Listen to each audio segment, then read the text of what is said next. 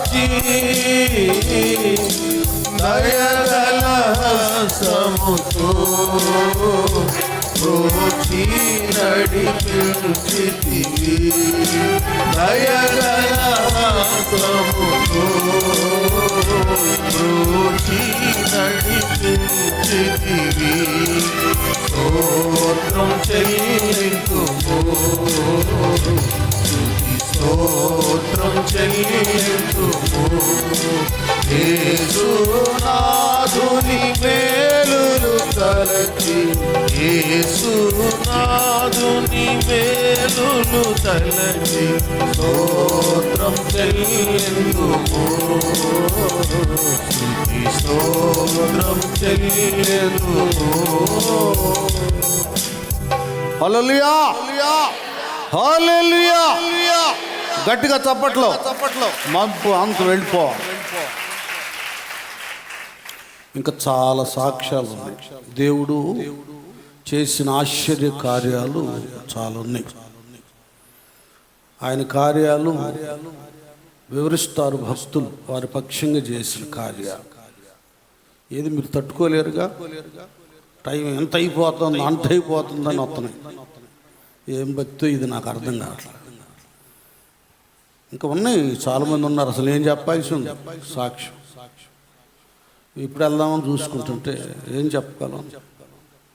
దేవుని ఉన్నతమైన కార్యాలు ఇక వర్ణింప సఖ్యం కావు. ఇంకెన్నెన్నో అద్భుతాలు ఉన్నాయి సంఘాల్లోనే. ఈ టీం, సంఘ పెద్దల టీము ఒక 2 సంవత్సరాల నుంచి ప్రార్థన చేయడం మొదలుపెట్టారు. ఆ ప్రార్థన ద్వారా దేవుడు అద్భుతాలు చేస్తున్నాడు. చాలా ఉన్నతమైన కార్యాలు. మనకు ఇటువైపు స్త్రీల్లో కూడా ఉన్నతంగా ప్రార్థన చేసి ప్రవక్తినీలు ఉన్నారు, వరాలు గల్ల వాళ్ళు ఉన్నారు. దెయ్యాలు పట్టినోడు కూడా పడిపోతున్నారు. ఆ పవరు ఉన్నారు. ప్రవచించడం, దర్శనాలు, వరాలు. పురుషుల్లో కొన్ని ప్రత్యేక వరాలు. మరి ఆత్మీయంగా ఈ మాత్రమే కాకుండా మళ్ళీ మనకు డాక్టర్ చూడండి. అన్ని విధాలుగా దేవుడు మనకట్లా తన సహాయాన్ని ఆవరింపు చేశాడు. ఏ విషయంలో మనం కలవరపడక, కన్నీరు విడవకుండా ఆయన మనము కనిపెట్టుకుని జీవిస్తున్నటువంటి సంఘము ద్వారా దేవుడు అద్భుతాలు చేస్తున్నాడు, ఇంకా చేస్తాడు. దేవుని స్తోత్రం, హల్లెలూయా. ఏం పర్వాలేదు, మన పక్షంగా కదా పోషించబడటానికి తన కుటుంబం కొరకు యేసోబును దేవుడు ఐగుప్తులు నిలబెట్టుకున్నట్లుగా మరి కొందరు డాక్టర్లను సిద్ధంగా ఉంచాడు వ్యాధుల బాధలతో. అలాగే ఆత్మ సంబంధంగా మనం అన్ని విధాలుగా నిలబడటానికి ప్రార్థన పరునిచ్చారు. కనుక ఇంతకంటే ధన్యత ఏమని చెప్పండి. కనుక మీరు ఇంకా అపనమ్మకం, వీళ్ళేందులే అని చిన్న చూపు ఉందే, దాన్ని తొలగించుకోండి. సిగ్గుపడతారు అలాంటి వాళ్ళు ఎవరంటే. దేవుడు ఇంకా ఉన్నతమైన కార్యాలు చేస్తాడు. కళ్ళారందరం చూస్తాం, చప్పట్లు కొడదాం. దేవునికి స్తోత్రం. చాలా అద్భుతంగా ఉంది. సభలు కూడా జనవరి నుండి పోయిన నెలలో సేవా సంఘ వారి వీధిలో 2 దినాలు మీరు చూశారు. ఆ సమావేశం మహిమయుక్తంగా. మళ్ళీ మేకల వారి వీధిలో 9, 10 అయిపోయింది. వేళ చివరి రోజు అందరు రండి. చాలా ఉన్నతంగా దేవుడు కార్యాలు చేస్తున్నాడు. సభల విషయాల్లో కూడా ఇంకా ప్రార్థన చేయండి. ఈ నెలలో మళ్ళీ రెంట్ చింతల 27, 28, 29 3 దినాలు ఉన్నాయి. వాళ్ళ మార్చిలో 2 ఏరియాల్లో ఇలాగూ పాంప్లెట్ తర్వాత మీకు ఇస్తారు. వాటి కొరకు మీరు ప్రార్థన చేయండి. ఇంక టైం వేస్ట్ చేయను. అందరం గట్టి స్తోత్రం చేద్దాం. హల్లెలూయా. ఇక్కడ ఈ 146వ కీర్తనలో, ఈ కీర్తన భాగంలో ఆ మొదట్లోనే ఏమంటారు? యెహోవాను స్తుతించుడంటూ నా ప్రాణమా యెహోవాను స్తుతింపు, నా జీవిత కాలమంతయు నేను యెహోవాను స్తుతించదను. చూడండి, ఈ మాటలను బట్టి చూస్తే ఈ కీర్తన దావీదే వ్రాసాడని ఇస్తుంది అన్నమాట. తన ప్రాణానికి దేవునితో లింక్ పెడుతున్నాడు. గతించిన 2 వారాల నుండి ఈ ప్రాణాన్ని గురించి మనం ధ్యానం చేసుకుంటున్నాం. కొందరేమో ఈ ప్రాణం యొక్క విలువ తెలియక ప్రసంగిలో చదివినట్లుగా ఏమైపోతున్నారు, ప్రసంగిలో చదివినట్లుగా వారు ఆయుష్కు ముందే వారి ప్రాణాలను పోగొట్టుకుంటారు. అమ్మా చూడండి, వారి కాలానికి ముందుగా నీవేళ చనిపోదువు, ఈవేళ చనిపోదు. అది కాలానికి ముందుగా దుర్మార్గమైన పనులు చేసి కొందరు ప్రాణాలని పోగొట్టుకుంటున్నారు.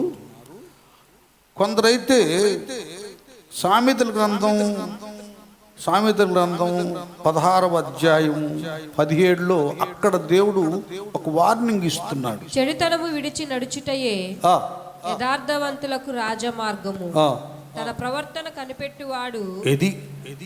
ఎవరైతే తన యొక్క ప్రవర్తనను కనిపెడతాడో, కనిపెట్టువాడు తన ప్రాణమును కాపాడుకొనును. తన ప్రవర్తనను కనిపెట్టువాడు ఏమవుతాడు? తన ప్రాణాన్ని కాపాడుకుంటాడు. ఎవరైతే తన ప్రవర్తన కనిపెట్టుకుంటున్నాడో ప్రాణాన్ని కాపాడుకుంటాడు. ఉదాహరణకి నోరు ఉంది, ఒకళ్ళు ఏం మాట్లాడతారో తెలీదు, ఎట్లా పడితే అలా నోటికి వచ్చింది మాట్లాడతారు. నోరు బాగుంటే ఈపి క్షేమకరంగా ఉంటుంది, నోరు జారితే దెబ్బలు పడతాయి కదండి.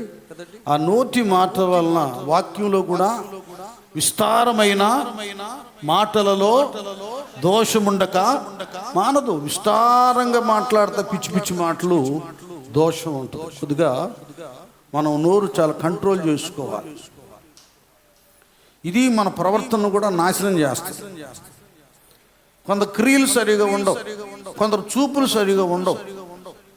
ఎప్పుడైతే మన ప్రవర్తనను జాగ్రత్తగా కాపాడుకుంటామో అప్పుడేమవుతుందంటున్నానా, అది ప్రాణం కాపాడబడుతుంది. అంత మన చేతుల్లోనూ. ముందు ముఖ్యంగా భక్తులు అనబడేటటువంటి వారు పౌలు గారు తిమోతితో అన్నట్లు ప్రతి విషయంలో మితముగా ఉండాలి, హద్దు దాటిపోకూడదు.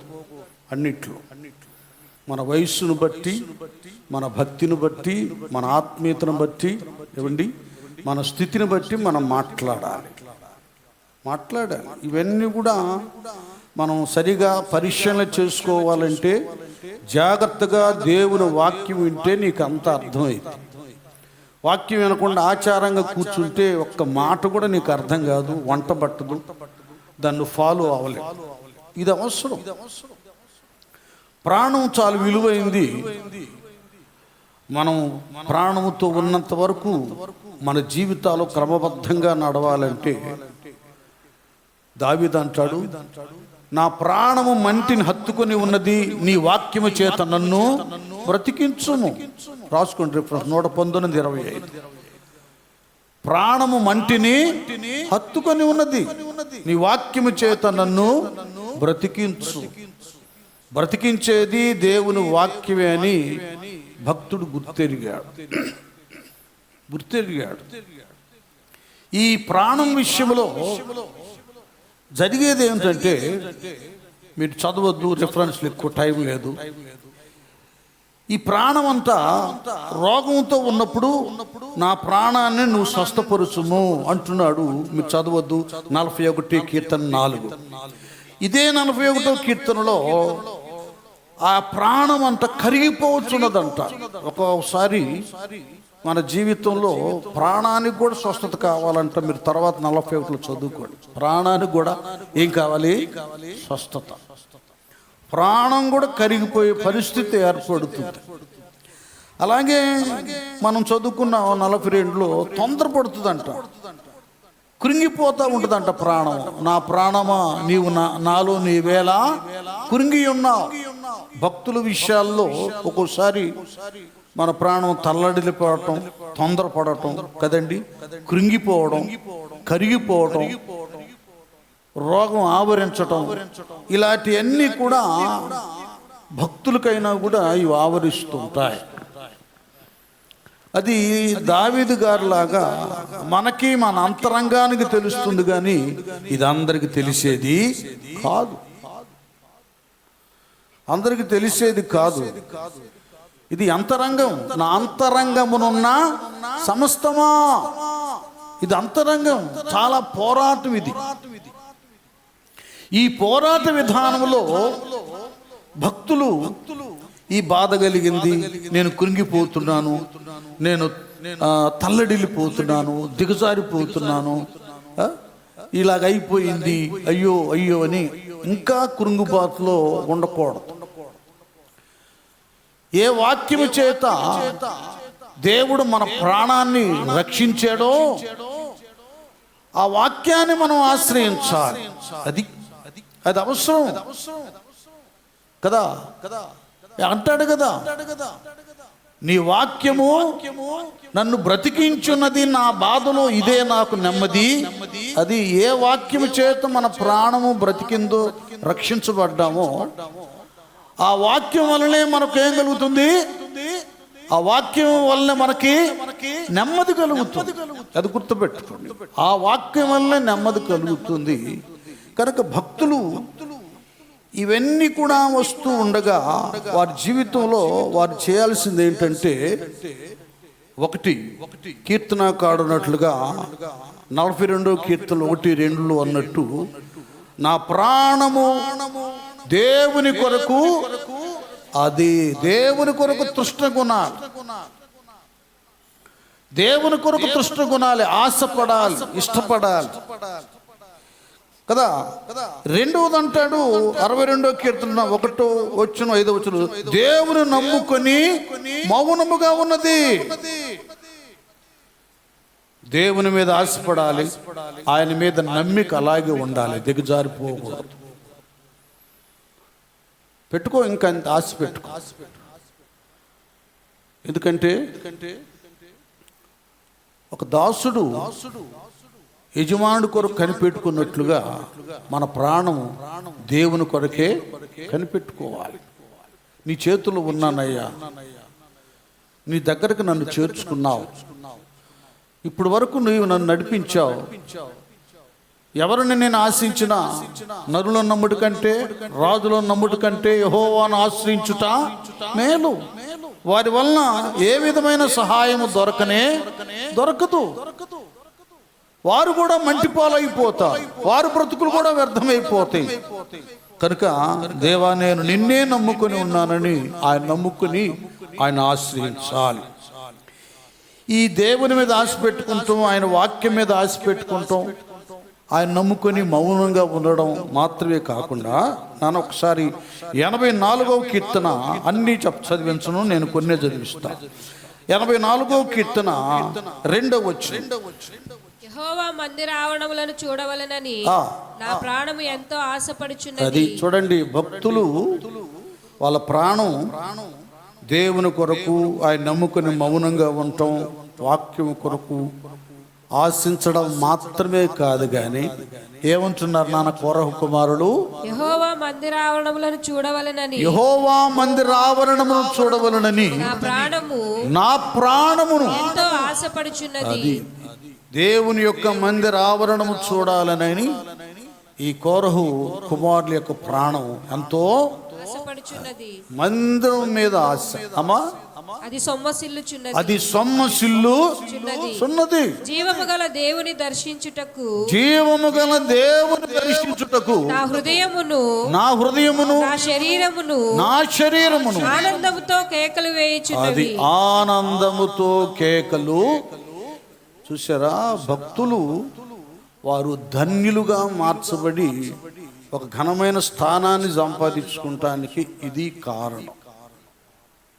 ఏంటి? వారు దేవుని మందిరం మీద ఆశ కదా. దేని మీద? దేవుని మందిరం మీద ఆశ. ఇక్కడ ఈ 42వ కీర్తనలో కూడా అక్కడ ఈ భక్తులు అనేకుల్ని దేవుని మందిరానికి నడిపించారు. బాగా అర్థం చేసుకోండి. వాళ్ళు మందిరానికి వెళ్ళడం, మందిరం అంటే ఆశ కలిగి ఉండడం, మందిరాన్ని మరమ్మత్తు చేయటం, మందిరంలో ద్వారపాలకులుగా ఉండటం, మందిరంలో వాయిద్యాలు వాయించేవారిగా ఉండడం, మందిరంలో గాయకులుగా ఉండడం, మందిరంలో చప్పట్లు కొట్టడం, స్తుతి చెల్లించటం, ఆరాధన చేయటం. ఇక విశ్రాంతి దినం వచ్చిందంటే వీళ్ళు ఒక ఆశ కలుగుతూ ఉండేది. టైం అయిపోయింది, వెళ్ళిపోతాం, వెళ్దాం, మందిరం ఎంత బాగుందా, మనదేంటి, ఏం పాట పాడదాం, ఏ విధంగా స్తుతిద్దాం, ఎలాగ ఆరాధన చేద్దాం, ఏ వాయిద్యాలు వాయిద్దాం. చూడండి, పూర్తిగా దేవుని మందిరం మీద హృదయపూర్వకంగా పరిపూర్ణమైనటువంటి ఆశను కలిగి ఉన్నారు. భక్తిలో బలవంత భక్తి ఉంది. రారా మందిరానికి వెళ్దాం, రారా అని బలవంతంగా తీసుకొస్తే వచ్చేవాళ్ళు ఉన్నారు. తర్వాత వాళ్ళు గొప్పవాళ్ళు అవుతారులేండి. ఈవేళ ఎవరైనా వచ్చినా తర్వాత మీరు ఉన్నతమైన వ్యక్తులు అవుతారు. ఎవరైనా మిమ్మల్ని తీసుకొచ్చినా లేకపోతే వీళ్ళు చెప్తే ఆ ఒత్తిడికి వచ్చిన తర్వాత తెచ్చిన వాళ్ళకంటే కూడా నువ్వు ముందు వస్తావు, గట్టిగా చప్పట్లు పడండి. జరుగుతుంది అందరి అనుభవాలు కదా. ఏదో ఒత్తిడితో రావడం, కొందరేమో ఆచారం, వెళ్ళపోతే బాగాదులే, ఆదివారం వెళ్ళపోతే నన్ను భక్తుడు అనుకోరు, భక్తురాలు అనుకోరు, వెళ్దాంలే బైబిల్ తీసుకొని. ఇదొక బ్యాచ్ ఉంటుందండి. ఒకరైతే అవసరాల కొరకు వస్తారు, సరేలే అక్కడికి వెళ్తే ఏదో తగ్గిద్దంటగా, వాళ్ళు ఏదో ప్రార్థన చేస్తారంటే అవసరాల కొరకు. ఆచార భక్తి, బలవంతపుగా రావడం కదా. ఒక గుంపు అయితే హృదయపూర్వకంగా, ఇష్టపూర్వకంగా ఆశ కలిగి భక్తిహీనులతో నివసించడం కంటే నీ మందిర ఆవరణంలో ఒక్క దినము గడుపుట 1000 దినాల కంటే శ్రేష్టము ఆయన, నాకు నీ ఆలయం కావాలని వేగరంగా వచ్చేవాళ్ళు ఉన్నారు. ఈ 42వ కీర్తనలో అందులో ఉన్న మహిమను, మేలును, ఉపకారాన్ని ఇటు కోరహు కుమారులు కానీ దావీదు భక్తుడు కానీ ఇని ఆయనైతే ఏకంగా దేవుణ్ణి వరం అడుగుతున్నాడు. అయ్యా, నీ మందిరంలో నా జీవిత కాలం అంతా వసించినట్లుగా ఆ కృపను దయచేయమని దావీదు గారు అడుగుతున్నారు. వీళ్ళు కోరహు కుమారులేమో ఆశ కలుగుతూ ఉంది ప్రాణం. అంత మాత్రమే కాకుండా మేము పొందుకున్న దీవెన, మేము పొందుకున్నటువంటి ధన్యత, ఆ యొక్క భాగ్యము, ఆత్మీయత, ఆనందం మా ప్రియ సోదరి సహోదరులు పొందుకోవాలని అనేక మందినట వీళ్ళు దేవుని మందిరానికి నడిపించారు. సండే వచ్చిందంటే కొన్ని ఫ్యామిలీల్లో పెద్దోడా చిన్నడమ్మాయి రెడీ అవ్వాలి, వెళ్ళిపోవాలి. మనం పేరెంట్స్ భలే తొందర పెడతారు, ఎవరిని ముంపుగా ఉండనివ్వరు. అలాంటి ఫ్యామిలీలు ఉన్నాయి కొన్ని. ఇప్పుడు ఈనాడు ఇలాంటి సంఘాలు భూమి మీద నిలబడుతున్నాయి అంటే అలాంటి యెహోషువ లాగా, దావీదు ఫ్యామిలీ లాగా, కోరహు కుమార్ లాగా ఆసక్తి కలిగినటువంటి కుటుంబాలు ఉన్నాయి కనుకనే సంఘాలు నిలబడుతున్నాయి. అనుకూలంగా అడప అవసరాల కొరకు వచ్చే వాళ్ళ వల్ల సంఘాలు నిలబడం. మేము ఉండాలి, మందిరంలో కనబడాలి అనే వారి వల్లనే వారు రావటమే కాకుండా ఆ దీవెన మేలు పొందుకుంటానికి యవనులను, వృద్ధులను కదా, నడిప్రాయాలను, ఇరుగు పొరుగు వారిని తెచ్చేటటువంటి పరిస్థితుల్లో ఉన్నారు కనుక 1కి 2, 2కు 4, 4కి 8 ఇలాగూ మందిరాలు అభివృద్ధి చెందుతూ ఉన్నాయి. అది మందిరం ఎడల ఆశ. ఒక భక్తునికి మందిరంలో ఉండాలి, జీవించాలన్న ఆశ అది తన ఒక్కనితో ఆగిపోయేది కాదు. ఒక విత్తనము భూమిలో వేసినప్పుడు కదా, అది మొక్కై మ్రోనై అనేక ఫలాలు ఎలాగొస్తుందో, ఒక వ్యక్తి దేవుని సంఘం ఎడల, దేవుని మందిరం ఎడల ఆశ కలిగి ఉన్నప్పుడు అతడు చెట్టు వలె అలాగూ ఫలించి వ్యాపిస్తాడు కదా. నీటి కాలవల ఎవరన నాటబడి ఆకు వాడక తన కాలమందు ఫలమిచ్చి చెట్టు వలె ఉంటారు. అతడు చేయనదంతయు సఫలమగును. స్తోత్రం, హల్లెలూయా.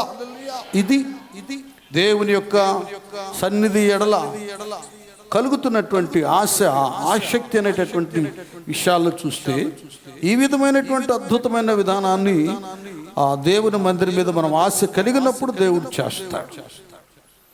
చూడండి, ఇప్పుడు వరకు అంత ఆసక్తి లేకపోతే స్టార్ట్ చేయండి. ఎవరన్నా మీ వల్ల ఎన్ని అద్భుతాలు జరుగుతాయో కనబడుతుంది.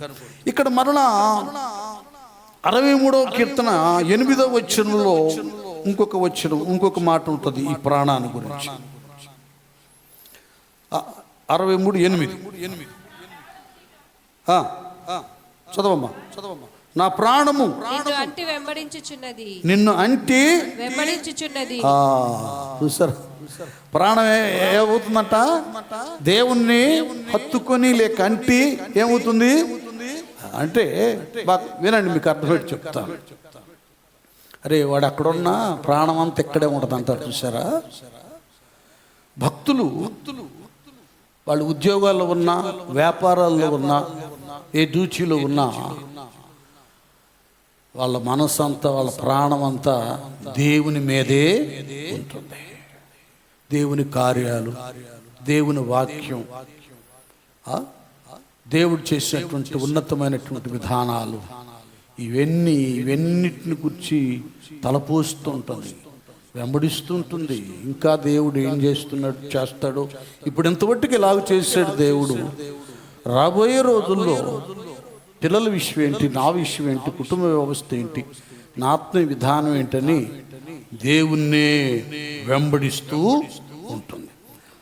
తర్వాత 86వ కీర్తనలో 2వ వచనం 4వ వచనం ఇవి ప్రాముఖ్యమైనవి కనుక నేను మీ చేత చదివిస్తున్నాను. నేను నీ భక్తుడను, నా ప్రాణము కాపాడుము. చూడండి,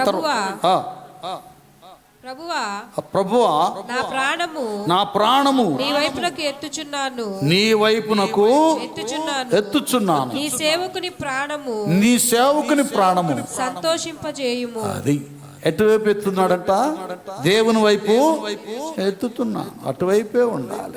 అప్పుడు భక్తులకు సంతోషం కలుగుతుంది. సరే, ఇలాగున ఒకవైపేమో ఈ ప్రాణానికి కూడా రోగం వస్తుందన్నాడు కీర్తనకారుడు, కరిగిపోతుందన్నాడు రెండోది, అలాగే కృంగిపోతుందన్నాడు, తొందరపడుతుందన్నాడు, తల్లడిల్లి పోతుంది. ఇవన్నీ భక్తులకు వస్తాయి. తల్లడిల్లిపోతారు ఎన్నో చేసి. ఇలాంటి సమయంలో కొందరేమో కొద్ది బలహీనులు ఈ కృంగిపోయిన సమయంలో ఇంకా ఎక్కువగా రవ్వంత కొండంతలుగా చేసుకొని ఆలోచనలో ఇంకా కూరుకుపోవడానికి సైతానుగాడు వాళ్ళకు ఒత్తిడి జరిగిస్తుంటాడు. అలాంటి వాళ్ళ విషయంలో వాళ్ళ దేవుడు మాట్లాడుతున్నాడు. ఏమండి మాట్లాడుతున్నాడు. ఏం మాట్లాడుతున్నాడు? 72వ కీర్తన 14వ వచనం ఆయన మాట్లాడుతున్నాడు. ఏం మాట్లాడుతున్నాడో చూడండి ఇక్కడ అద్భుతంగా. కపట బలాత్కారముల నుండి అతడు వారి ప్రాణమును విమోచించును. వారి ప్రాణము అతని దృష్టికి ఏమండి? అతని దృష్టికి ప్రియముగా ఉండును. ఎలాగుంటుంది? ప్రియముగా. ఇది భక్తుల యొక్క ప్రాణం. ఇది మీరు బాగా గమనించాలి.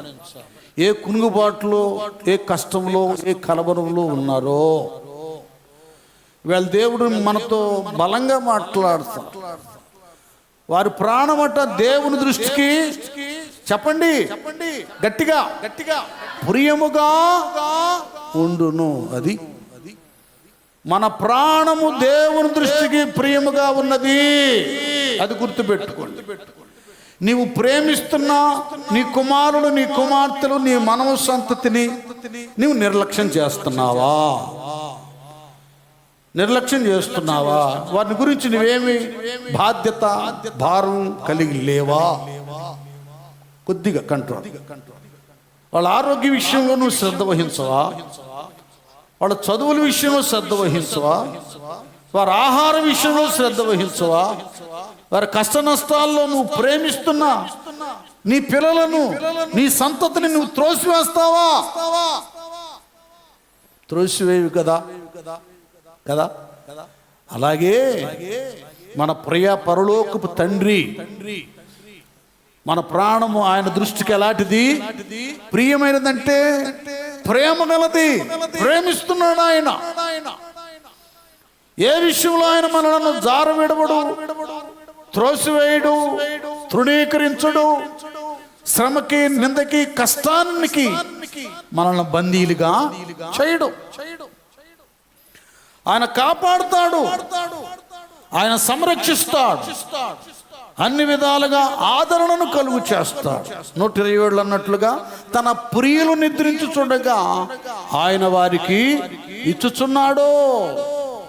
అది ప్రియమైనది. భక్తుల యొక్క మరణమే యెహోవా దృష్టికి ఎలాంటిదట? విలువ కలిగిందంట. మరి నీ ప్రాణమో మన ప్రాణమో ఎంత ప్రియమైనదో మీరు అర్థం చేసుకోండి. మీరు అర్థం చేసుకోండి. ఇదే విధంగా మీరు ఆ దిగులుతోనే ఉండి కష్టాల్లో బంధించబడాలని దేవునికి ఇష్టం కాదు, దేవుని చిత్తం కాదు. దేవుని చిత్తం కాదు.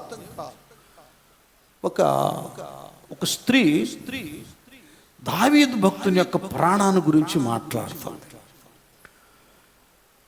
ప్రవక్త అయిన సమూయేలు చనిపోతాడు. దేశం అంతా ఎంతో కలవరపడి దుఃఖ దినాలు ఏర్పాటు చేసుకుంటారు. సౌలు చేత దావీదు తరంబడి ఆయన 1 సమూయేలు గ్రంథం నిన్ను హింసించుటకైనను ఇది చూద్దాం. అక్కడెక్కడికి వెళ్ళాడు? 1 సమూయేలు గ్రంథంలో ఈ 2వ వచనం 25:2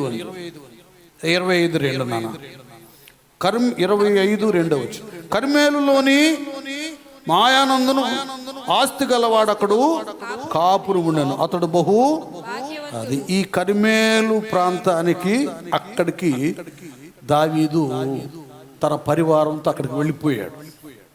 వెళ్ళిన తర్వాత ఏం జరిగిందంటే ఆ ప్రాంతంలో, కర్మేలు ప్రాంతంలో ఈ నాబాల్ అనేవాడు మీకు కథలాగా చెప్తే అర్థమయ్యేటట్టు చాలా ధనవంతుడు అన్నమాట. ఇక్కడే ఎన్నెన్ని వందలు గొర్రెలు మేకలు ఉన్నాయో చదవద్దులే మీరు. ఎలాంటి భాగ్యవంతుడో, ఎన్ని వేల గొర్రెలు మేక మందలు కలిగి ఉన్నాయో ఇవన్నీ అక్కడ చక్కగా రాశాడు. అంత ధనవంతుడు,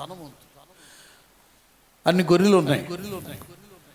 ఆ ప్రదేశంలో ఎక్కువ దొంగలు సంచారం చేస్తారు. వాళ్ళు ఏం చేస్తారంటే ఆ కాపర్ల మీద దాడి చేసి వాళ్ళని చంపేసి ఆ గొర్రెలు మేక మందలను తీసి తోలుకొని వెళ్ళిపోతారు. చాలా భయంకరంగా ఉంటాయి అక్కడ పరిస్థితులు. ఈ దావీదు తన పరివారముతో వెళ్ళినప్పుడు 14 వచ్చిన ఇప్పుడు చదువున్నాను అందులోనే. 1 సమూయేలు గ్రంథం 25వ అధ్యాయము 14 వచనం. ఇది పనివాడు నాబాలు భార్య అయిన అబిగయీలుతో ఇట్లనెను, అమ్మా దావీదు అరణ్యములో నుండి, చూడండి, దావీదు అరణ్యములో నుండి మన యజమానుని కుశల ప్రశ్నలు అడుగుటకై దూతలను పంపించగా అతడు వారితో కఠినముగా మాట్లాడను. అయితే ఆ మనుషులు మాకెంతో ఉపకారము చేసి ఉన్నారు. మేము పొలములో వారి మధ్యను సంచరించుతున్నంత సేపు అపాయము గాని నష్టము గాని మాకు సంభవింప లేదు. మేము గొర్రెలను కాయుచున్నంత సేపు వారు రాత్రింబగళ్ళు మా చుట్టూ ప్రాకారముగా ఉండిరి. గట్టిగా చప్పట్లు కొట్టండి. అది ఇక్కడ ఇంకొక విషయం కూడా మనం కొద్దిగా మన అనుభవంలోకి లాక్కోవాలి. దావీదు దేవునికి హృదయానుసారుడు, ధర్మశాస్త్రానుసారంగా జీవించిన వాడు. దేవుడు అన్నా, దేవుని మందిరం అన్నా, దేవుని వాక్యం అన్నా, దేవుని దగ్గర ప్రార్థన అన్నా ప్రాణం అయ్యగారికి. అలాంటి వాడు ఎవరినో దోచుకోవాలి, కీడు చేయాలి, నష్టాన్ని కలిగించాలి అనేటటువంటి తత్వం, ఉద్దేశం, ఆలోచనే ఆయనకి లేదు. అతడు ఎంత నీతిమంతుడంటే తనకు ప్రాణహాని కలుగు చేయబోతున్న సౌలు చేతికి దొరికినా, నా ఏలినవాడా నీవు దేవుని చేత అభిషేకించబడినవాడా, అభిషేకించిన వారిని ముచ్చకూడదు, ఆ ప్రాణ నష్టం నాకెందుకు, నీకు నాకు దేవుడే న్యాయము తీర్చునని దేవుడికి వదిలేశాడు. దొరికాడు, ఒక్క గుద్దుతే దెబ్బ చస్తాడు, ఈటితో పొడిస్తే సౌలు చస్తాడు. ఇలాగ చంపటానికి, నష్టం కలిగించటానికి, శత్రువుని హతమార్చటానికి అవకాశం, అనుకూలతలున్నా దైవ భయము కలిగిన వాడై శత్రువును కూడా హాని చేయలేదు. కీడు చేసిన వానికి మేలు చేశాడు కానీ ప్రతి కీడు చేయలేదు. అందుకే డైరెక్ట్గా సౌలు అంటాడు, దావీదా నాయనా, ఈ దినాన దేవుడు నీ చేతికి నన్ను అప్పగించిన నీవు నాకు ఏ అపాయమో కలుగా చేయలేదు. చూడండి, అపకారము చేసిన వానికి ఉపకారము చేసిన నీవే కదా, ఎవరివి? నీతిమంతుడవు. హల్లెలూయా.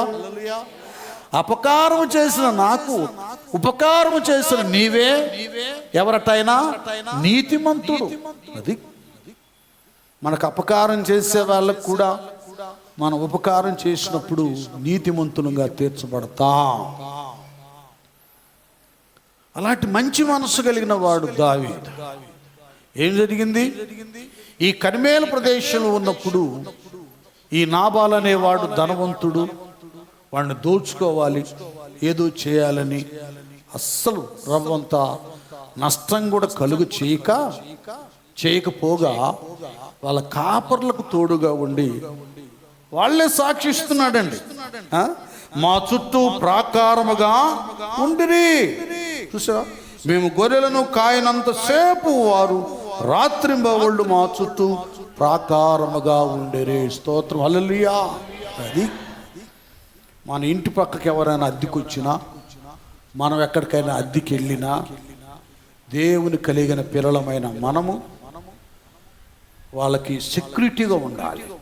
ఇక్కడ రెండు ఉంటాయి. ఒకటి, అయ్యా మా యజమానులు అద్దెకే వెళ్ళాం, మా ఇంటి ఓనర్స్ని దీవించయ్యా కదా. రెండవది, ఒక్కోసారి వాళ్ళు ఎవరు ఉండరు, ఎవడెవడో వస్తారు, ఎవరయ్యా నువ్వు అడగాలి. సెక్యూరిటీ, ప్రార్థన, ఆత్మీయంగాను భౌతికంగా గాను. ఇది మన డ్యూటీ అండి. ఈ దావీదు గారు మనకు నేర్పిస్తున్నాడు. ఇతర విషయంలో మనం ఎంత శ్రద్ధ కలిగి ఉంటామో మన విషయంలో కూడా అంత శ్రద్ధ కలిగి ఉంటాడు. అది అవసరం. మనకెందుకు వాళ్ళెవరో మాకు తెలియదులే, ఆ పేరే మాకు తెలియదు, అది పెద్ద గొప్ప కాదు. అది వాళ్ళ ఉద్యోగం అనేది మాకు తెలియదు, ఇటు వస్తున్నాడు తెలియదు, పోతున్నాడు తెలియదంటే, తెలియకపోతే రేపు నీకే మెడకు చుట్టుకుంటాం. దానికి లాజిక్ ఉంది, అన్ని తెలుసుకోవాలి. సాధ్యమైనంత వరకు నిన్ను వలే నీ పొరుగు వారిని ప్రేమించమన్నట్లుగా ఇతరులకు సహకారంగా ఉండటానికి మనం ఇష్టపడాలి. దేవుని భయం ఉంది కదా. ఇతరుల వస్తువులను, వాహనాలను, ఇంకేమైనా వెండి బంగారాలను మనం దోచుకోం. వాళ్ళకి అభ్యంతరంగా, ఆటంకంగా ఉండం. దేవుడు మనకు నేర్పించింది. దేవుడు లేని ప్రజలు అభ్యంతరంగా ఉంటారు, ఆటంకంగా ఉంటారు. ఇంటికి వచ్చి ఏమన్నా చేతికంతే చక్కగా జేబులు పెట్టుకొని వెళ్ళిపోతారు. దొరికితే దొంగ అయిపోతాడు. ఎంత అవమానం అది. వీటన్నిటిలో మనం శ్రద్ధ కలిగి ఉంటాం, భయం కలిగి ఉంటాం, జాగ్రత్త పడతాం. జాగ్రత్తగా సంరక్షించాడండి ఉన్నంతకాలం దావీదు నాబాలుకున్నటువంటి గొర్రె మేకలను, పనివాళ్ళను. వాళ్ళు సాక్షిస్తున్నారు, అయ్యా ఇట్లా చేశాడు అయ్యగారు. అయితే మా యజమానునికి, అతని ఇంటి వారందరికీ వారు కీడు చేయ నిశ్చయించున్నారు కనుక ఇప్పుడు నీవు చేయవలసిన దానిని బహు జాగ్రత్తగా ఆలోచించుము. అని పనివాళ్ళే కోపం ఎక్కడదు వాడికి. మన యజమానుడు బహు పనికి మాలినవాడు, ఎవరిని తనతో అది ఇలాంటోళ్ళు ఉంటారు. ఇక్కడ రాయబడి ఉంది. మనం మాట్లాడుతుంటే అసలు మన మాట దొరబడినవారు, వాళ్ళే మాట్లాడుతూ ఉంటారు. ఇలాంటి వాళ్ళు అంట, ఇలాంటి వాళ్ళు ఎవరంటే ఇళ్ళు పనికి మాలిన. కొద్దిగా వాళ్ళు చెప్పేది కూడా విను. నీ మైండ్లో ఉన్నదంతా చెప్పుకుంటూ వెళ్ళాలంటే అట్ట అదంతా రాంగ్ అయిద్దేమో, నష్టమేమో, కీడేమో. నీ ఎదుటివాడు ఏం చెబుతున్నాడో అది కూడా వినాలి. వినకపోతే నువ్వు పనికి మాలినాడు. అది ఇంత చేశాడమ్మా అమ్మగారు. కాబట్టి ఇంకేముంది, మంచోడికి మనం అటు చేయకూడదు. మౌనంగా ఉన్నవాడు, సాత్వికంగా ఉన్నవాడు కోపం రాదు. వచ్చిందంటే ఇంక మనం అయిపోతాం. ఇంకేం చేస్తావో నిష్టం అన్నప్పుడు ఇక ఆమె ఏం చేసిందంటే వెన్నొద్దులేండి మొత్తం కొంత ద్రాక్షడలు, రొట్టెలు, అవి ఇవి తినుబండాలు, ఆహార పదార్థాలు ఆ గాడిద మీద పని వాళ్ళని తీసుకొని గాడిద మీద వేసుకొని ఇక ఆయన శాంతింప చేయటానికి దావీదు గారిని అబిగయీలు దావీదును కనుగొని గార్ధవం మీద నుండి త్వరగా దిగి దావీదునకు సాష్టాంగ నమస్కారం చేసి అతని పాదములు పట్టుకొని ఇట్లా నేను నా ఏలినవాడా ఈ దోషము నాదని ఎంచుము. అది నీ దాసురాలనైన నన్ను మాటలాడనిమ్ము.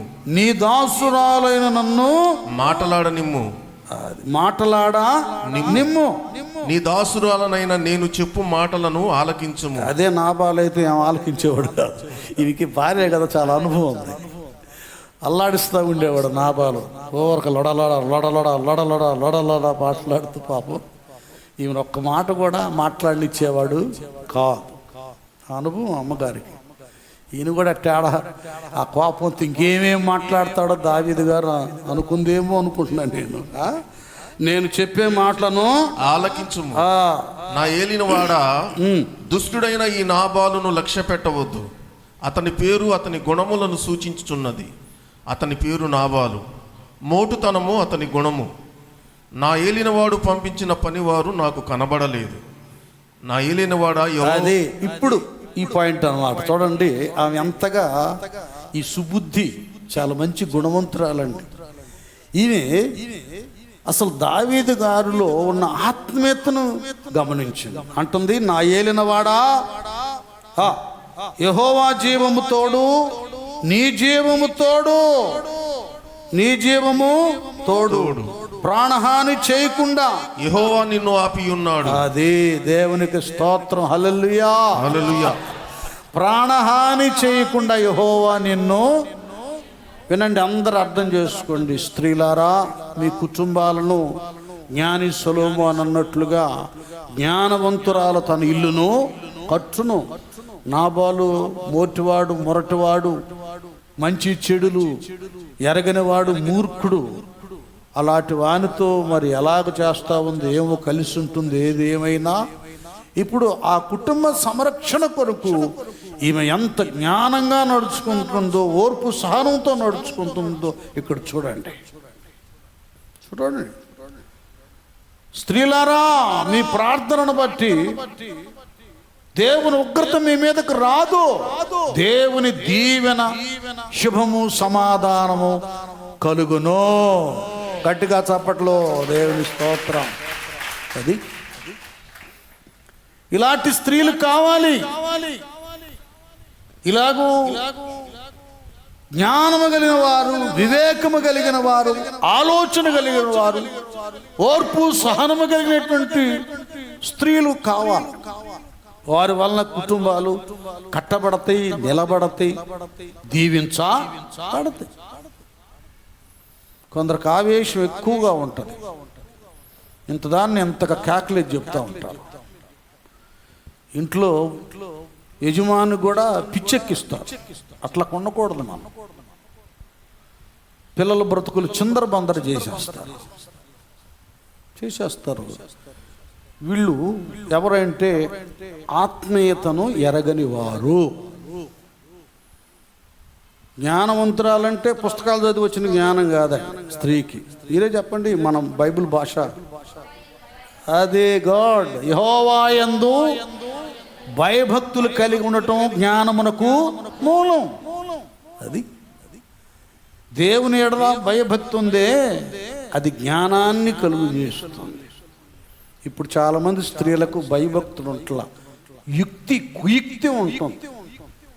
కొంపలు ముంచే తెలివి అన్నమాట. కొంపలో ఆర్పే తెలివి అంటారే ఇది. చివరికి ఆ కొంపలే కొల్లేరు చేసుకుంటారు వాళ్ళు. చాలా జ్ఞానం అవసరం యజమానుడి విషయంలో కానీ పిల్లల విషయంలో కానీ. దేవుని వైపు కాకుండా ధనం వైపు, ఘనత వైపు, పేరు ప్రఖ్యాతుల వైపు చూచే స్త్రీలు కుటుంబాన్ని సర్వనాశనం చేస్తారు. దేవుని వైపు చూచేవారు యజమానుడు కానీ బిడ్డలకు కానీ భయభక్తులు, ప్రార్థన, విధేయత, నెమ్మది, తగ్గింపు, దీనత్వం ఇవి నేర్పిస్తారు.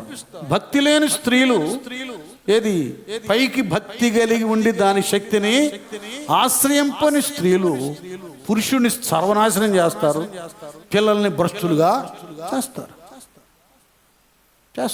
మన కుటుంబానికి దేవుడు, దేవుని వాక్యం, దేవుని సంఘం, ప్రార్థనా పరులైన భక్తులు కనెక్షన్ ఉండాలి.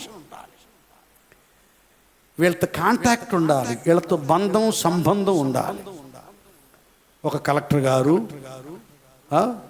ఒక టాటా బిర్లా లాంటి వాళ్ళు ఏమండి, ఒక పేరు ప్రఖ్యాతులు గల వాళ్ళకంటే ఈ భయభక్తులు, ప్రార్థన, భక్తి, అభిషేకం కలిగిన వారితో బంధం సంబంధం కుటుంబానికి వెలుగును తెస్తుంది. చాలా మంది ఈ లోకాన్ని ఆశించి స్త్రీలు ఏది పైకి భక్తి కలిగిన స్త్రీలు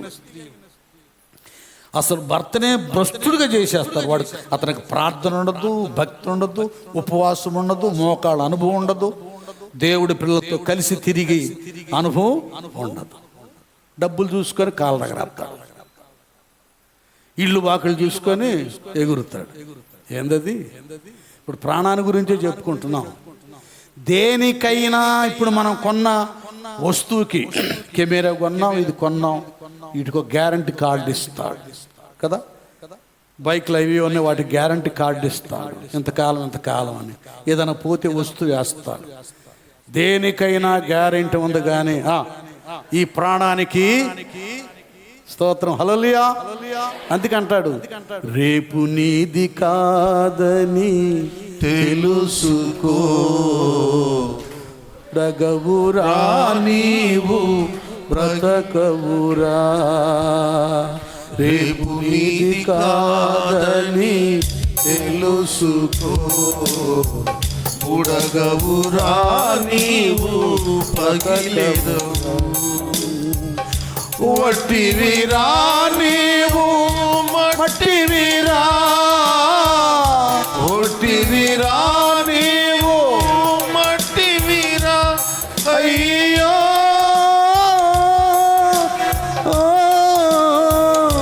మానవా,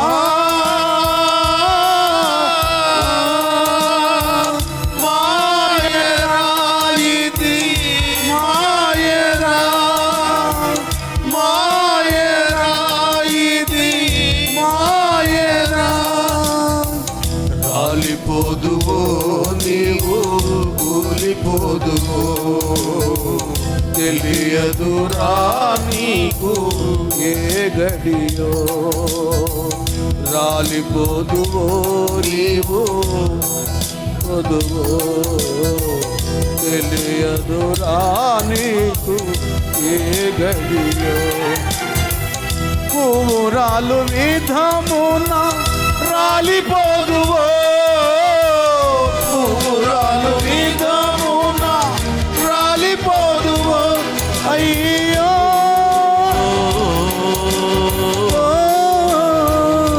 మానవా, మాయరా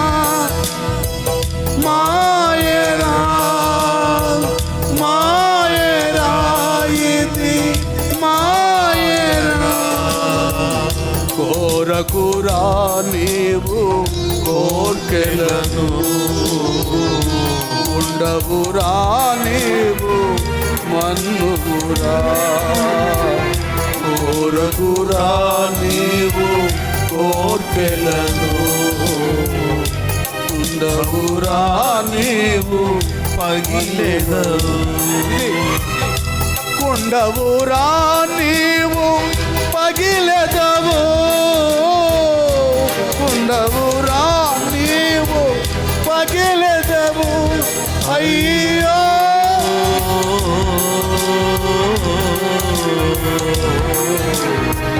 మాయనా ఇది మాయనా, మాయనా ఇది మాయనా. హల్లెలూయా. వాక్యం చెప్పేటప్పుడు ఇట్టనే పాడగలను, మామూలుగా అయితే పాడలే. అది నాలో ఉన్న ప్రత్యేకత. ఈ హై పిచ్లో ఈ శృతిలో అప్పుడే పాడతా, మామూలుగా రాదు. నేను మామూలుగా మాట్లాడు, ఆత్మతో అట్లా వెళ్ళిపోద్ది వాయిస్, అలాగ వెళ్ళిపోద్ది. విషయంలోకి వెళ్దాం. చాలామంది స్త్రీలు బైబిల్ పట్టుకొని ప్రార్థనకు వస్తూ కుటుంబాలు ఎలాగ నాశనం చేసుకుంటున్నారు మీకు అర్థమయ్యేది చెప్తున్నా. నువ్వు భక్తి చేస్తున్నావు, అది ఈ అబిగయిల్ లాంటిదో కాదో చూసుకో. ఈ భక్తి ఫార్మాలిటీ భక్తి ఏమో, భక్తురాల్ని అని చెప్పుకుంటానికి వస్తున్నానేమో. కొన్ని కఠినంగా ఉంటాయి నా మాటలు కాదు, దేవుడు పలికిస్తున్న మాటలు. అది అర్థం మీరు ఆలోచించాలి. ఎందుకంటే నేను ఇలాగ చెప్పకపోతే రేపు దేవుడి దగ్గర నిలబడ్డప్పుడు నిన్ను నన్ను దేవుడు అక్కడ నిలబెడతాడు. నాకు ఎప్పుడేం చెప్పలేదండి అట్ట ఉండమని చెప్పలే ఆయన. ఏదో చందా బియ్యం తీసుకొని వస్తాను, తీసుకుంటాడు, నెత్తిని చేపెట్టి ప్రార్థన చేస్తాడు, పంపిస్తాడు. ఉండమంటే నేను ఉండేదాన్ని కదా, నాకు ఎప్పుడు చెప్పాడు అంటావు నువ్వు రేపు దేవుడి దగ్గర. అందుకని ఇప్పుడే చెబుతున్నా. ఘనత, డబ్బులు, అమ్మాయి ఎక్కడుంది, అబ్బాయి ఎక్కడ ఉన్నాడు, ఏందన్నావు, ఈ డబ్బాలు కాదు, ఈ పరలోకం తీసుకెళ్ళాం. ఒకడు సర్వలోకాన్ని సంపాదించుకొని వాని ప్రాణాన్ని పోగొట్టుకుంటే వానికి ఏమీ ప్రయోజనం. పెళ్ళిళ్ళు కూడా తిక్కలు పెళ్ళిళ్ళు చేస్తారు చాలామంది. అమ్మాయి ఎట్టంటేమరా, డబ్బులు వస్తాయి అయితే కోట్లు ఉన్నాయి అంటే ఆ కోట్లను పాతి పెట్టిద్ది రేపు. వాడిని భక్తిహీనుడు చేసిద్ది. రవ్వంత భక్తి ఉన్నా.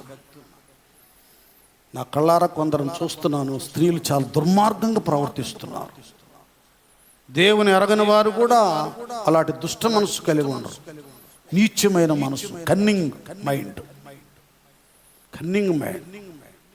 భక్తులు అని చెప్పుకుంటూ భక్తులకి ఏ స్థానము, ఏ స్థలము, ఏ ఆధిక్యత, ఘనత ఇవ్వనటువంటి వ్యక్తులు స్త్రీలు ఉన్నారు. 3 రాళ్ళు తన చేతులతోనే కుటుంబాన్ని పెరికి వేసుకుంటున్నారు. దత్తనవయ్యా డబ్బులు, అట్టగయ్యా అద్దెలే, జోగొట్టడం భర్తనే. ఎరా బాగా వస్తున్నా చేతో, ఈసారి అది కడదాంలే, ఇది కడదాంలే. ఇక్కడ మీరు సంతోషించటానికే పనికొస్తాయి. అక్కడ కట్టుకున్నారు ఇల్లు, నా తండ్రి ఇంట అనేక నివాసములు కలవు. వాడు మారుమనసు పొందాడా, బాప్తిసం పొందాడా, అమ్మాయి పొందిందా, భర్త భక్తి ఎట్లుంది, లోకానికి టైం ఇస్తున్నాడా, దేవుడికి ఏమన్నా ఇస్తున్నాడు, ఎన్ని కౌంట్ చేయాలి మీరు. దేవుడి దగ్గర మీ భర్త కంటే భార్యలు ముందు నిలబడాలి. అక్కడికైతే వీళ్ళతో చాలా ట్రిక్స్ ఉన్నాయి. ఏ రకంగా అయినా ఏమి లేకపోతే పట్టుచీర కొనిచ్చుకోరా, ఈ మాటలు చెప్పి పడేయరా. ఏమండి, భర్త తప్పు లేదు అందుకే చెప్తున్నా. దేవుళ్ళు ఎందుకు పడేయరు మీరు వాళ్ళని? అది ప్రశ్న వాళ్ళ పరిశుద్ధాత్మ దేవుడు. ఎందుకు ఆయనకు ఉపవాసం పెట్టట్లేదు? ఎందుకు మందిరానికి నడిపించడం లేదు? ఎందుకు విజ్ఞాపన చేయించడం లేదు? నువ్వు లోకస్తురాలువా? లోకస్తుల మీరు సరదాగా తినటం, తాగటం, కట్టుకుంటామేనా మీ బ్రతుకులు? మీకు ఒకటి ఉంది కదా, ఈ భౌతిక కుటుంబమే కాకుండా దేవుని సన్నిధి సంఘ కుటుంబం ఒకటి ఉంది. ఈ కుటుంబంలో ఫ్యామిలీ అంతా కలిసి ఎలా తింటున్నారో, కొత్త డ్రెస్సులు వేసుకుంటున్నారో, కొత్త వస్తువులు కొంటున్నారో, దేవుని మందిరంలో కూడా మోకరించాలి. ఉపవాసంలో కుటుంబాలు కనబడాలి. రొట్టె విరిచేటప్పుడు పస్కాల కుటుంబం విరిచినట్లుగా విరవాలి. చెప్పావా ఎప్పుడన్నా మీ ఆయనకి? అసలు భాషలోకి వెళ్తున్నా. రెండో శనివారం ప్రార్థన చేసుకో, ఉపవాసం పో, వెళ్తే మందిరాన్ని ప్రార్థన చేసుకో, రొట్టెరవాలి. చెప్పావా? బుద్ధి లేని దాన. అవి చెప్పవు. ఏంది అది కొనిస్తానన్నా కొనలేదే అంటావు. నాశనం అయ్యే వాటి కొరకేమో వాళ్ళని టెన్షన్ పెడతావు. సస్తే పరలోకం వెళ్ళే దాని కొరకేమో ఏమాత్రం కూడా వాళ్ళకి ఒత్తిడి తేవు. ఇవన్నీ రేపు దేవుడి దగ్గర లెక్క అప్పగించాలి. స్త్రీలారా జాగ్రత్త, జాగ్రత్త. ఇప్పుడేదో మా ఇష్టం అనుకుంటున్నావు, నిన్నెవరేమనరు. భక్తులను నువ్వు నష్టపరిచిన, అవమానపరిచిన, కించపరిచిన, నిర్లక్ష్యపరిచిన ఎవరేమనరు. మాకు అధికారం లేదు కదా. జడ్జిమెంట్ ఆయన చేతిలో. అన్నీ నీవు ఈ యొక్క అబిగయిల్లాగా పరిశీలన చేయాలి. ఎంతో మాట్లాడి ఉంటుంది నాబాలుతో, వాడు మారలా.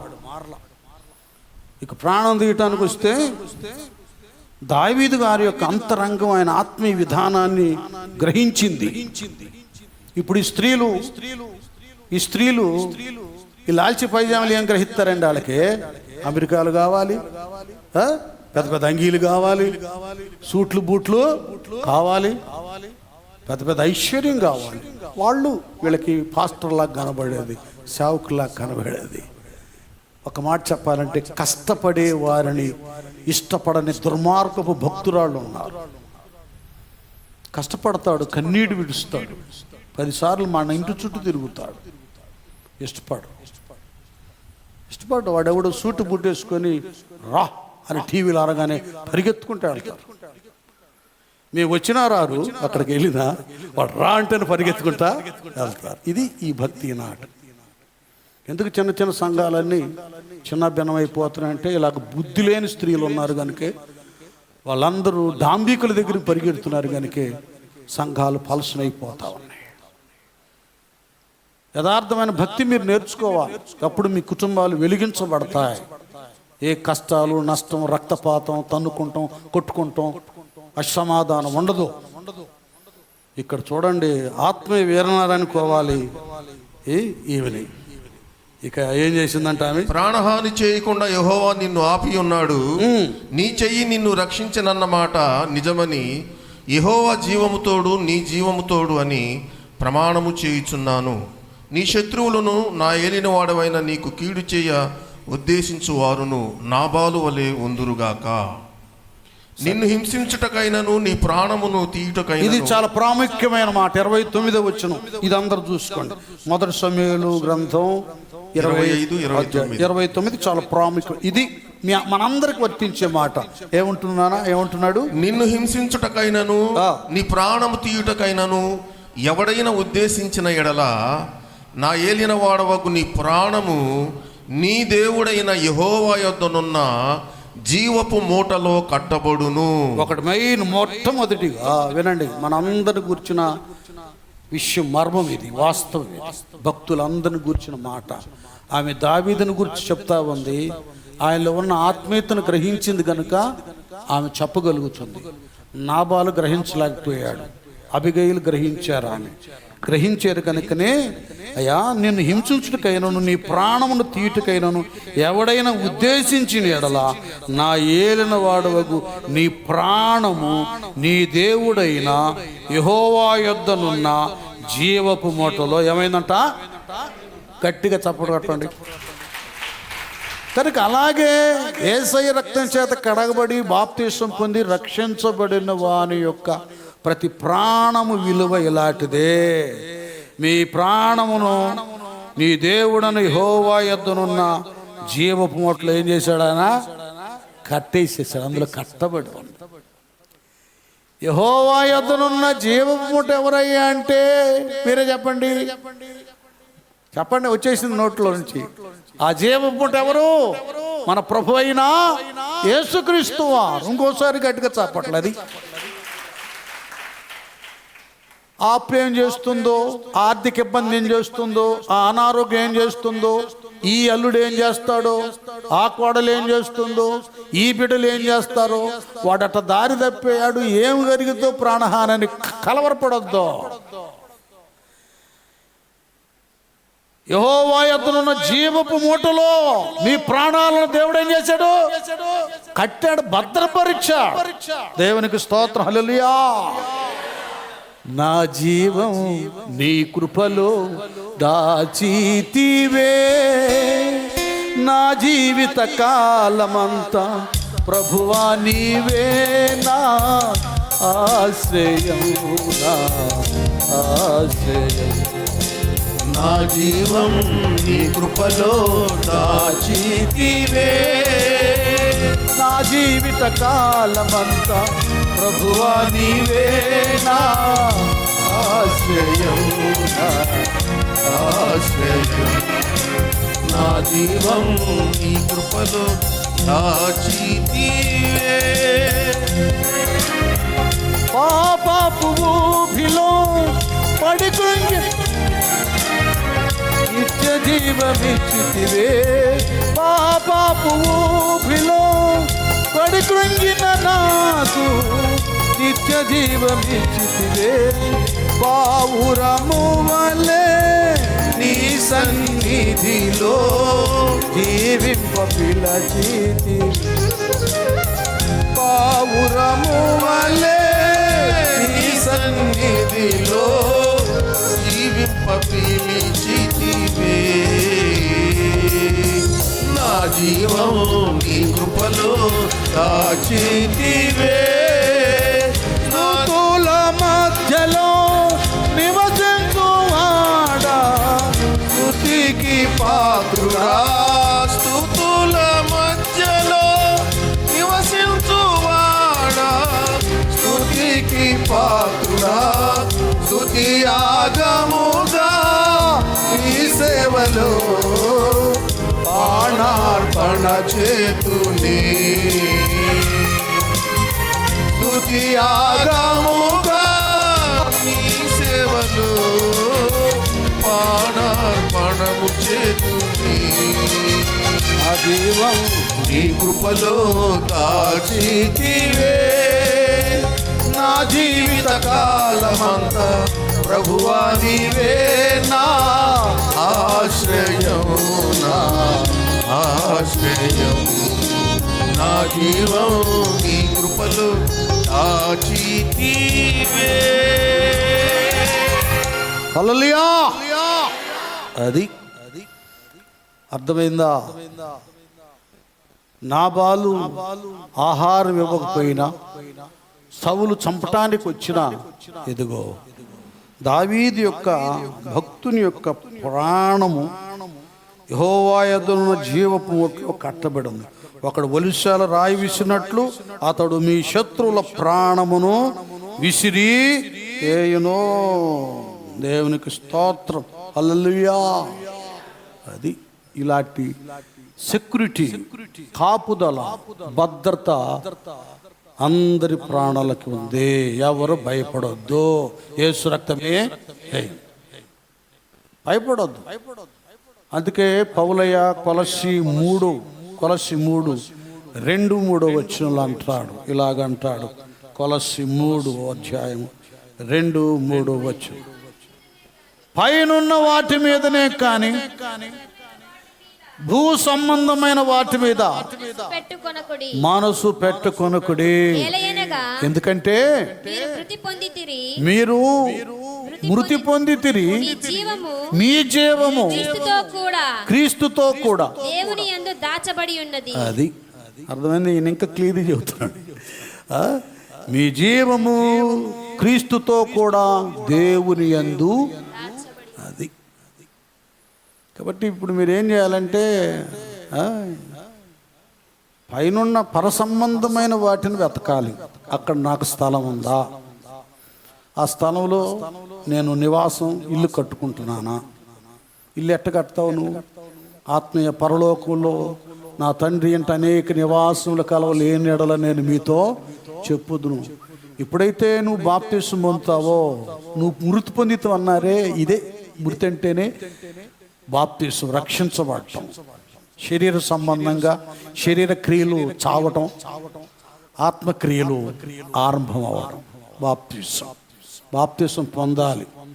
అయినా యవన బిడ్డలారా, వాడు చూడు బుడ్డోడు శాలేం వాడు అబ్బాయి, వాడు 13 సంవత్సరాలు ఏముండే, వాడు అలుగుతున్నాడు వాళ్ళ నాన్న మీద. ఏందంటే వాడికి బాప్తీసం ఇవ్వాలంటాడు.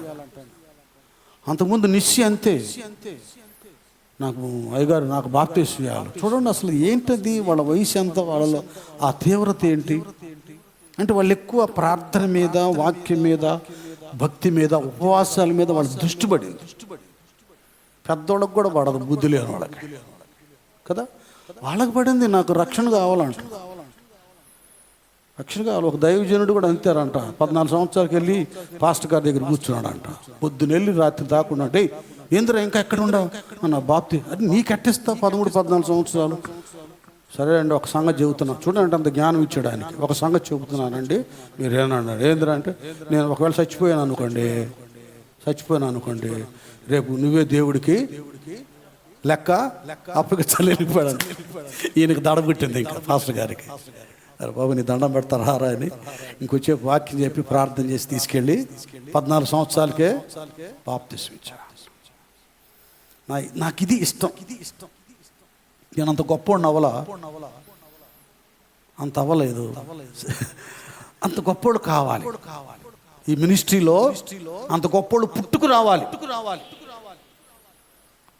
యాకోబుకి ఒక టైటిల్ ఉన్న మోసగాడని, యేసోబు పరిశుద్ధుడు. ఒకవేళ నేను ఏదైనా ఉన్నా, మీరు ఇక్కడ పుట్టే బిడ్డలు ఒక యేసోబు లాంటి వాళ్ళుగా తయారు కావాలి. కనుక నిర్లక్ష్యం చేయొద్దు. బాప్తీసం పొందవలసిన వాళ్ళు బాప్తీసం పొందేసేయండి, ఇంకంతే, లేట్ చేయొద్దు. ఈ జీవం క్రీస్తుతో కూడా ఎక్కడుంది, అది దేవుని యందు దాచబడు, అక్కడ భద్రపరచబడి ఉన్నారు. ప్రాణాలు అక్కడ ఉన్నాయి. కాబట్టి మనం చేయవలసింది ఏంటంటే పైన వాటినే వెతకాలి. రక్షించబడ్డామా? ఒకటి. జీవగ్రంథంలో పేరుందా? జీవగ్రంథంలో పేరున్న ప్లాట్ కొన్నా జగన్ గారు ఫ్లాట్ ఇచ్చినా కొద్దిగా మీరు కట్టుకోండి, నేను గట్టిస్తాను అంటున్నారు. అవి ఉండేదంతా ఊడిపోయేది తర్వాత సంగతులండి, మనకేం భయం లేదు. కనుక మనం ప్లాట్ కొంటే ఏం చేయాలంటే, కొన్ని అట్ట ఉంటే ఏమైంది, ఇక్కడైతే ఇంకొకటి కబ్జా చేస్తాడు, అక్కడ చేయటానికి వీల్లేదు రండి. ఎవరి ఇల్లు వాళ్ళదే, ఎవరి ప్లాటు వాళ్ళదే, ఎవరి నివాసం వాళ్ళదే. మా అబ్బాయికి రాసిస్తానంటే అది చెల్లేది కాదు. నాచార్య గారు ఇక్కడే చెల్లేది అబ్బాయికి అమ్మాయికి, ఏదైనా ఇయ్యాలన్నా కొనాలన్నా అక్కడ చెల్లుబాటు కాదు. ఎవరి రక్షణ వారిదే, ఎవరి పరిశుద్ధత వారిదే, ఎవరి సిద్ధపడు వారిదే, ఎవరి ప్రయాస ఫలం వారిదే. ఒకటిది అక్కడికి రాదు. ఇక్కడ కష్టపడి మన పిల్లలకి ఏదైనా కొనవచ్చేమో కానీ అక్కడ మాత్రం ఇక్కడ ఉన్నప్పుడు ప్రార్థన చేయడం వరకే కుదిరింది. అక్కడ మాత్రం ఒక చిన్న రూమ్ కూడా, గది కూడా, పంచ కూడా, కిచెన్ రూమ్ కూడా ఎవరికే ఇవ్వటం కుదరదు. అక్కడ లెక్కలన్నీ కరెక్ట్గా ఉంటాయి. కాబట్టి మనం సంపాదించుకుందాం, మన పిల్లలకు కూడా దండం పెట్టి చెప్తాం, అరే మీరు కూడా రక్షించబడ్డారా, ప్రార్థన చేసుకోండి, భక్తిలో ఉండండి, ఇది శాశ్వతం కాదు, మన ప్రాణం పోయిన తర్వాత నిత్య జీవంలోకి వెళ్ళాలంటే రక్షణ కావాలని నేర్పించాలి. రక్షణ పొందుకుంటమే కాదు, స్థలం కొనటమే కాదు, కట్టాలి. బిల్డింగ్ కట్టాలంటే డబ్బులు కావాలి. అక్కడ కట్టాలంటే ఉపవాసం కావాలి, శ్రమ కావాలి, విజ్ఞాపన కావాలి, సహవాసం కావాలి, రొట్టె విరవాలి, బోధకు లోబడాలి, దైవ కార్యాలకు ఇవ్వాలి, దశమ భాగాలు ఇవ్వాలి, కృతజ్ఞత అర్పణలు ఇవ్వాలి. ఏమండి, కృతజ్ఞత అర్పణలు ఇవ్వాలి, ప్రథమ ఫలములు ఇవ్వాలి. నీ కష్టాజీతములో, నీ రాబడిలో, నీకున్న ఐశ్వర్యములో, నీకు అక్కడ కట్టబట్టడానికి ఇక్కడ నువ్వు వేయపరచాలి. ఇది కావాలి నీ జీవితంలో. కనుక నువ్వు దేవుడికి ₹1 ఇవ్వవు. ఏమండి, వీటికైతే ఎగబడతాం, దేవుడి దగ్గరికి వచ్చేలేకే 5 ఎందుకు 2 చాలదా అంటాం.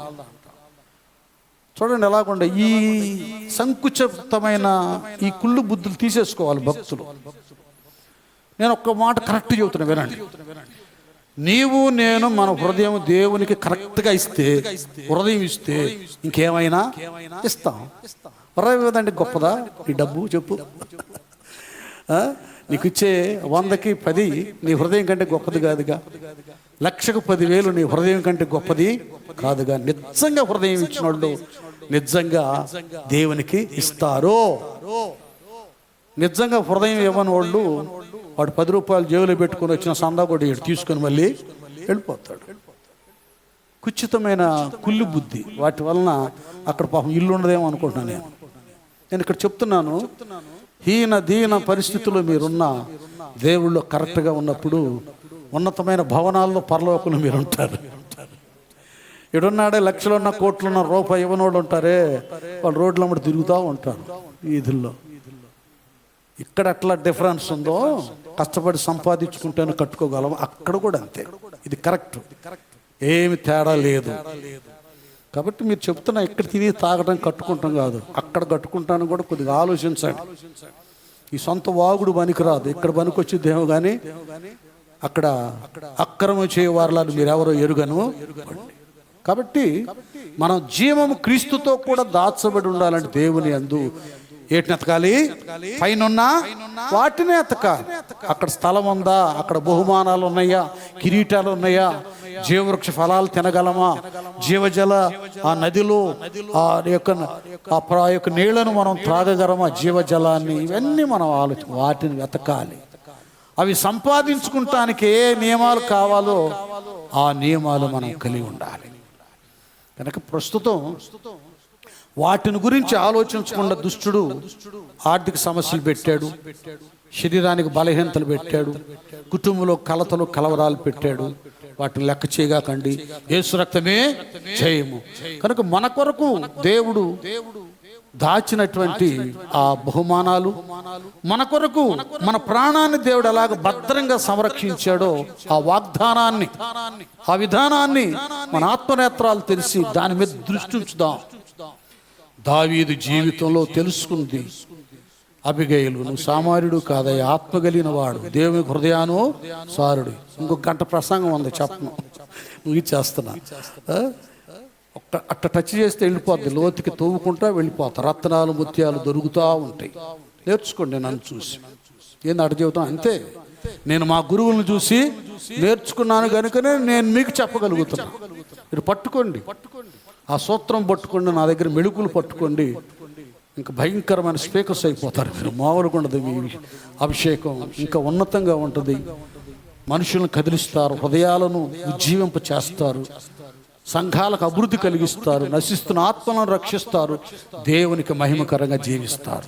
అట్టి భాగ్యాన్ని దేవుడు మనందరికి దయచేయను గాక. ఆమేన్. మన తండ్రి అయినటువంటి దేవుని ప్రేమ, కుమారుడైనటువంటి యేసుక్రీస్తు వారి కృప, పరిశుద్ధ ఆత్మీయ కన్యోని సహవాసం సకల పరిశుద్ధులకు కూడొచ్చిన మనందరికీ సదాకాలము తోడయుండును గాక.